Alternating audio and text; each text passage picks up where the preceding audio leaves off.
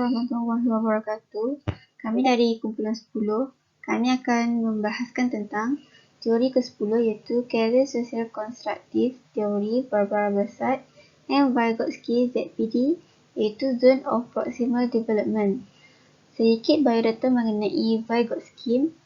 Leo Semyonovich Vygotsky lahir pada tahun 1896 di Saris, Rusia di suatu kota Oskar, Belarusia dari keluarga kelas menengah keturunan Yahudi. Dia memasuki sekolah kedoktoran di Universitas Moskow dan dalam waktu yang tidak lama kemudian, dia pindah ke sekolah hukum sambil mengambil studi kesusasteraan pada salah satu universitas swasta. Vygotsky mengajar kesusasteraan di suatu sekolah provinsi sebelum memberi kuliah psikologi pada suatu sekolah keguruan. Seterusnya, Vygotsky bekerja kolaboratif bersama Alexander Luria dan Alexei Leontiev dalam membuat dan menyusun proposal penelitian yang sekarang ini dikenal dengan pendekatan Vygotsky. ZPD ini adalah jarak antara kemampuan siswa untuk melakukan tugas di bawah bimbingan orang dewasa dengan pemecahan masalah secara mandiri sesuai dengan kemampuan siswa tersebut. ZPD ini juga bisa diartikan sebagai daerah potensial seorang anak untuk belajar atau satu tahap di mana kemampuan anak dapat ditingkatkan dengan bantuan yang lebih ahli. Zona perkembangan proksimal ini mempunyai batasan-batasan iaitu batasan atas dan batasan bawah. Batasan bawah dari ZPD ini adalah keterampilan yang dapat dicapai oleh siswa dengan cara belajar sendiri, manakala batasan atas dari ZPD ini adalah keterampilan yang dapat dicapai oleh siswa dengan bantuan instruktur, guru, orang tua dan sebagainya. Seterusnya ialah 3 komponen membantu proses pembelajaran. Bagi membantu seorang siswa atau peserta didik bergerak melalui zona perkembangan proksimal ini, pendidik atau guru didorong untuk fokus pada 3 komponen penting yang membantu proses pembelajaran iaitu yang pertamanya ialah kehadiran seseorang dengan pengetahuan dan keterampilan di luar peserta didik atau dalam arti kata lain ialah orang yang lebih berpengetahuan seperti guru, teman yang lebih kompeten dan sebagainya.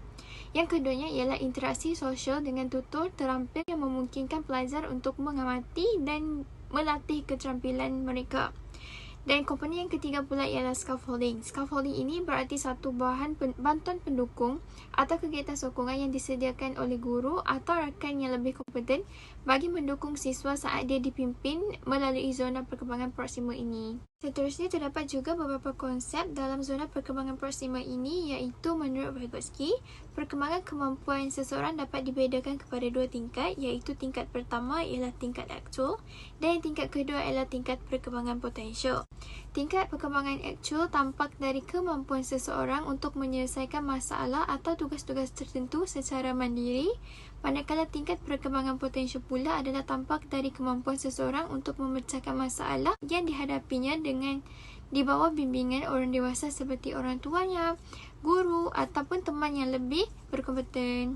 Selain itu, zona perkembangan proksimal ini juga diartikan sebagai fungsi atau kemampuan yang belum matang dan masih berada dalam proses kematangan. Hal ini kerana kemampuan dan fungsi seseorang akan menjadi matang apabila mereka berinteraksi dengan orang yang lebih dewasa. Assalamualaikum warahmatullahi wabarakatuh. Nama saya Nurul Nadia Meja Yunus. Saya akan teruskan dengan bahagian seterusnya iaitu maksud karier menurut Bessard dan rakan-rakan. Okey, bagi kebanyakan orang, kata pekerjaan dan karier adalah sinonim dan kata bekerja bagi banyak orang akan bererti pekerjaan yang berbayar yang berbeza dari pekerjaan yang umumnya nalar. Okey, di pertengahan abad ke-20, orang umumnya menggunakan kata karier yang bererti beberapa bentuk pekerjaan berbayar yang mereka masuki setelah mereka meninggalkan pendidikan ataupun seringkali di akhir wajib sekolah dan tinggal di sana untuk waktu yang cukup lama, bahkan mungkin untuk durasi kehidupan kerja mereka. Okey, persepsi tentang karier ini sebahagian besar menggambarkan pengalaman kerja laki-laki. Okey, yang seterusnya pandangan karier bagi anak muda. Okey, kata karier dan wang terlihat berjalan beriringan. Okey, dengan wang dapat menjadi motivator utama bagi banyak anak muda. Okey, definisi contemporary menekankan bahawa karier adalah tentang yang pertama inklusi iaitu setiap orang memiliki karier itu adalah merupakan bahagian dari kehidupan mereka secara menyeluruh. Yang kedua, partisipasi, iaitu penglibatan dengan masyarakat dan kontribusi pada kesejahteraan orang lain melalui pekerjaan yang mereka lakukan. Yang ketiga, kesejahteraan, iaitu mengejar kebahagiaan karier melalui pencapaian pekerjaan yang berarti. Yang keempat, kemahiran seumur hidup, iaitu dengan membuat kemajuan dalam belajar dan bekerja sepanjang hidup mereka. Dan yang terakhir, yang kelima, identitas yang dibangun sendiri, iaitu mereka membangun dan mengelola identitas pada masa depan yang positif untuk diri sendiri. Baiklah, seterusnya saya akan menjelaskan mengenai pendekatan pencocokan sifat dan faktor, di mana pendekatan ini untuk membantu menemukan karier dengan mencocokkan individu dan pekerjaan. Pendekatan ini menganjurkan individu untuk memahami diri mereka sendiri dengan lebih jelas mengenai bakat, kemampuan dan minat dan memiliki pengetahuan mengenai pekerjaan tersebut. Seiring berjalannya waktu, pendekatan pencocokan menjadi lebih canggih dan bertukar kepada tes online, di mana kita bisa melakukan pencocokan untuk diri sendiri seperti tes online di Fastomato, Kudos dan lain-lain. Selanjutnya adalah pengembangan karier, di mana pengembangan karier ini boleh diumpamakan seperti sebuah jambatan gantung atau DCLD bridge, di mana ianya adalah gambaran keseimbangan dan penghubung sisi internal dan sisi eksternal pada individu dalam mengembangkan karier seseorang. Jambatan CLD ini dibina berdasarkan prinsip konstruktivisme sosial dan menggunakan teori terkini, dasar dan amalan untuk menunjukkan jalan ke masa hadapan. Prinsip konstruktivisme sosial yang digunakan dalam membina jambatan CLD Bridge ini dapat dibahagikan kepada 4 prinsip utama, iaitu yang pertama adalah pengetahuan tentang kerjaya bukan sesuatu yang bisa diperoleh orang dan kemudian dia bisa terus membuat keputusan. Tetapi sebenarnya pengetahuan tentang kerjaya ini dibina melalui aktivitas.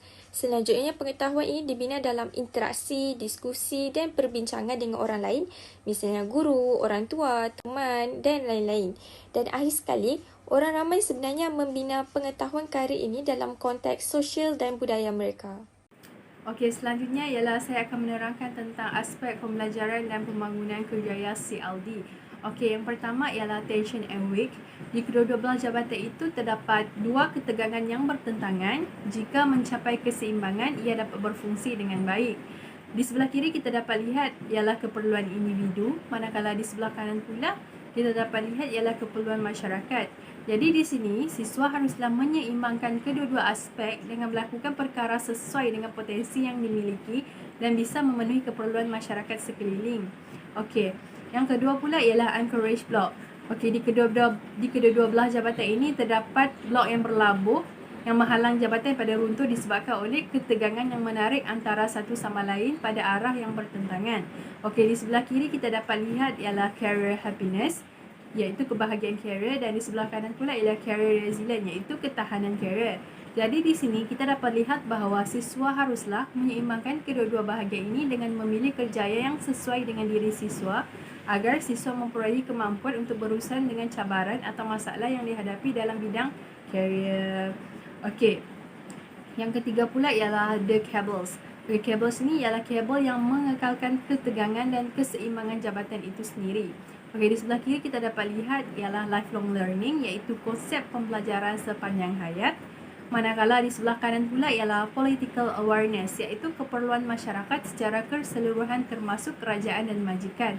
Okey, adalah penting bagi siswa untuk terus mempelajari perkara baru dalam bidang karier mengikut perkembangan terkini bagi mengekalkan keseimbangan untuk memenuhi keperluan masyarakat, kerajaan dan majikan.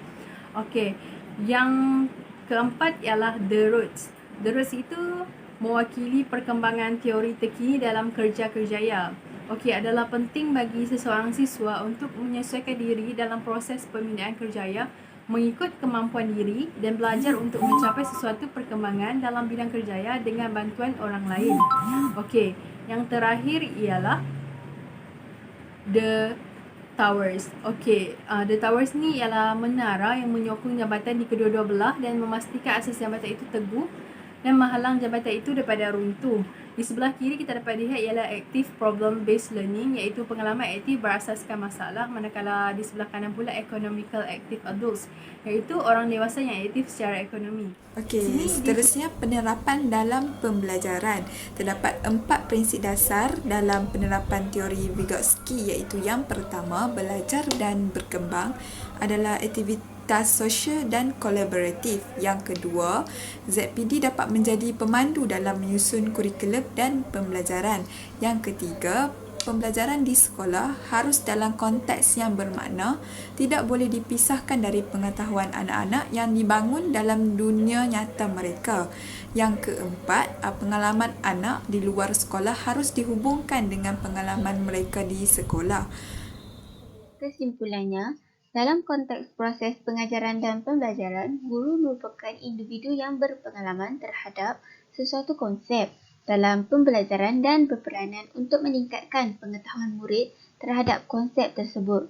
Untuk memudahkan murid memahami konsep yang diterangkan, guru perlu memberikan bimbingan terarah kepada murid seperti mana yang digariskan oleh zon perkembangan proksimal dalam teori perkembangan kognitif Vygotsky. Bimbingan daripada guru tersebut akan membantu pelajar untuk meningkatkan daya kognitif mereka pada peringkat berpotensi atau had atas dalam zon perkembangan proksimal. Oleh itu, teori perkembangan kognitif Vygotsky yang menyatakan bahawa perkembangan kognitif kanak-kanak berlaku melalui interaksi dengan individu yang lebih berpengetahuan, diaplikasikan oleh guru dalam konteks proses pengajaran dan pembelajaran apabila guru membimbing murid dalam memahami konsep yang diajarkan oleh guru tersebut. Hal ini supaya murid dapat mencapai had atas dalam zon perkembangan proksimal. Sekian, terima kasih dan itu sahaja daripada kelompok kami.